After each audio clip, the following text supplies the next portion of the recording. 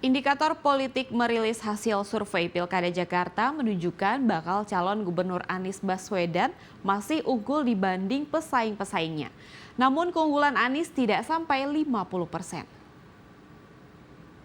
Indikator politik merilis hasil survei Pilkada Daerah Khusus Jakarta pada Kamis kemarin dengan tema Siapa Unggul di Jakarta, Rematch Anies versus Ahok, dan potensi munculnya kuda hitam.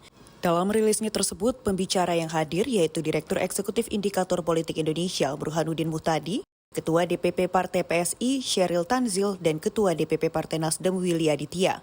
Hasil survei indikator menunjukkan Anies Baswedan sebagai urutan pertama dalam semua simulasi, bahkan mengalahkan Basuki Cahayapurnama atau Ahok dan Ridwan Kamil.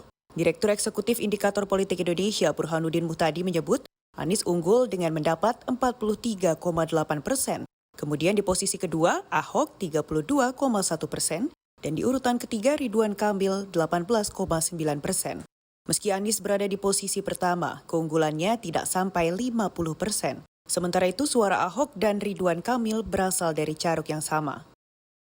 Jadi Anies memang unggul, cukup signifikan dibanding dua nama yang lain. Tetapi yang menarik, keunggulan Anies ini tidak mencapai 50%. Jadi, dan kalau kita lihat nanti dalam simulasi head to head, polanya menarik karena suara Pak Basuki dengan suara Ridwan Kamil itu cenderung berasal dari captive yang sama.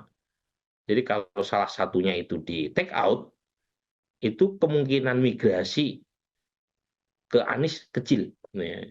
Untuk kuda hitam di pemilihan Gubernur Jakarta 2024, Burhanuddin menilai potensi selain Anies, Ahok, dan Ridwan Kamil cenderung kecil. Sejauh ini, Partai PKS dan Nasdem sudah mendeklarasikan mengusung Anies sebagai calon Gubernur Jakarta. Sementara itu, pendaftaran calon gubernur dan calon wakil gubernur akan berlangsung pada tanggal 27 sampai 29 Agustus 2024. Demikian laporan Paulus Sebastian Iskandar, Garuda TV.